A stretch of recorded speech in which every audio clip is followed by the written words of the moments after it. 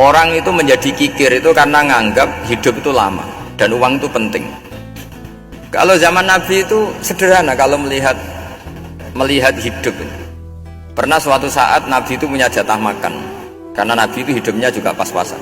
Jadi Nabi itu unik. Beliau di satu sisi kaya raya, bisa ngurmat Abu Hurairah, Ammar, Suhaib. Ashabu Sufa itu dirawat Nabi semua. Itu kan kaya, bisa ngerawat sekian orang. Tapi di sisi yang lain untuk pribadinya beliau miskin. Kadang nggak bisa makan hari itu. Tapi di saat yang sama bisa merawat Ahlus Sufa.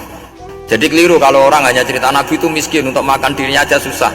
Itu keliru. Kelirunya kalau tidak diteruskan, tapi Nabi mampu menghidupi Ahlus Sufa. Singkat cerita, jatah makannya Nabi itu dikasihkan orang. Ketika Nabi tanya, ya Aisyah, makanan jatah saya di mana? Oh ya Rasulullah, tadi ada orang minta tak kasihkan, maka makanan itu habis. Apa kata Nabi? Kamu salah Aisyah, yang kamu kasihkan itu justru yang masih. Ya, yang kamu kasihkan itu justru yang masih.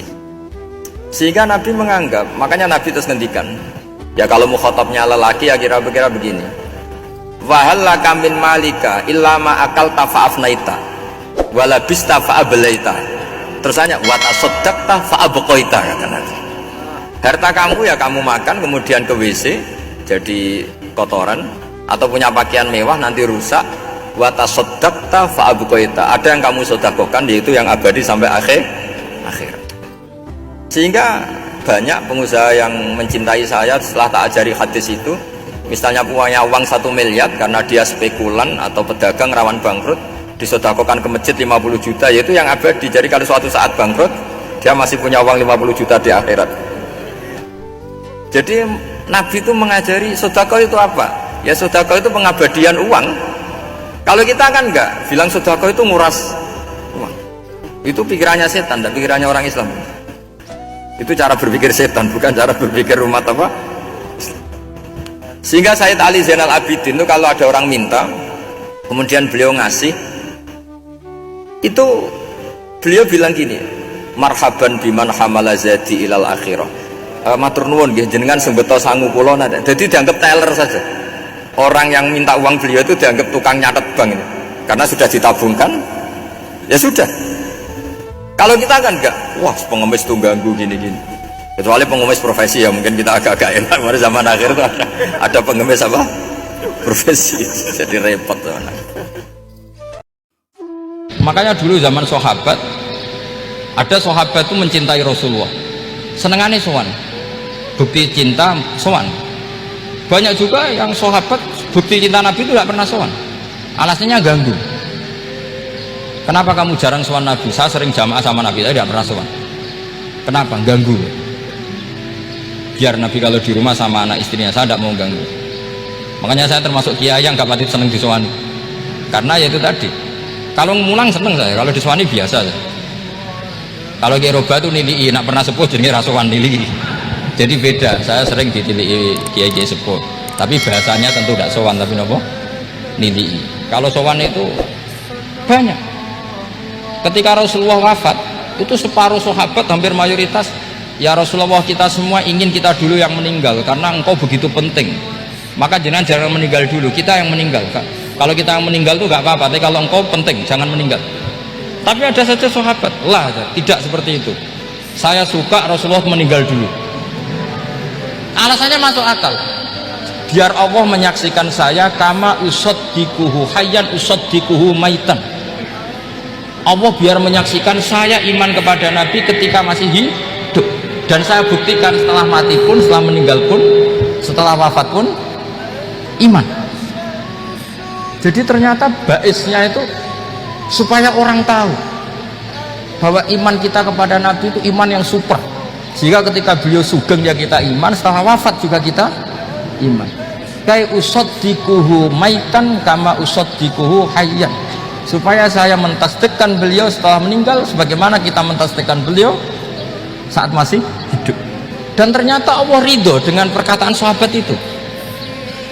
Kenapa Allah ridho? Karena menjadi pelajaran bagi orang-orang yang ditakdir gak menangi Rasulullah SAW. Tetap mereka iman. Mana ini terakhir kalau cerita riyen Nabi pas ngaji wonten pemuda sing beto cangkul ngliwati Nabi. Terus kata sahabat-sahabat celaka betul pemuda itu ada Nabi ngaji tidak ikut. Terus jawab Nabi nopo kalau dia kerja nyari nafkah untuk keluarganya itu juga ajaranku. Jadi Nabi legowo ora kok ajarane Nabi kabeh wong ngaji ya ndak sing golek nafkah juga ngaji iku ajaranku. Ojo bae hamban seneng Kanjeng Nabi terus ora teko ning maulid ora seneng Nabi.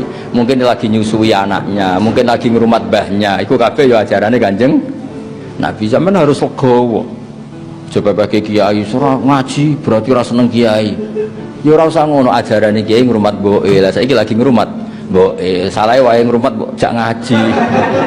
Mbok kiai ku evaluasi ojo mentang-mentang. Maksudnya sing biasa, maksudnya baca dengan ranah ilmu. Saya ulang lagi, baca dengan ranah nopo? Ilmu. Ya kita semua ini kan tidak nabi. Kita ora wali. Kasusnya kan akeh. Utang ya akeh, kasus ya akeh, semoga akeh kabeh. Ngono iku ya dikai harapan mek Quran. Wa akharuna atarafu bi dzurubihim khalatu amalan sholihan wa akharuna apa? Sayya. Umume wong iku ya kadang apik, kadang elek.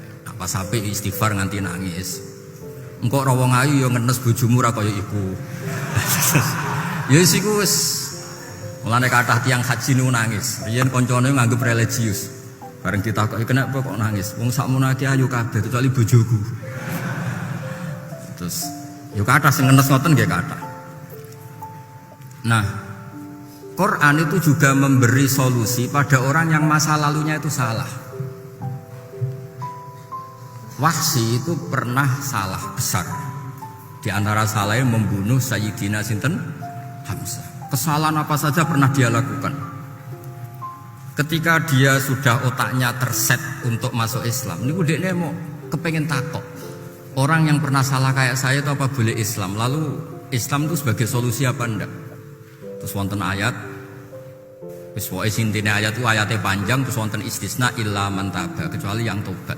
Intine wasinu tobat dan dijamin masa lalunya yang salah itu dihapus diampuni.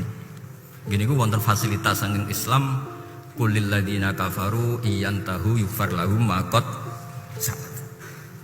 Ini yang menjadikan Quran itu solutif. Sing tahu salah ya ono jalan keluar, sing soleh terus juga diapresiasi luar biasa. Sing umat-umatan kadang soleh kadang apik ya dijamin. Umat-umatan itu ya umat-umatan. Kadang umat Islam, kadang Islam sing kumat. Kita ini kan kemungkinannya loro. Nak buatan umat Islam, nggih Islam sing napa? Kumat. Nggih seringnya sing kedua niku sing sering kumat. Tapi ngoten niku nggih wonten jaminan saking Islam.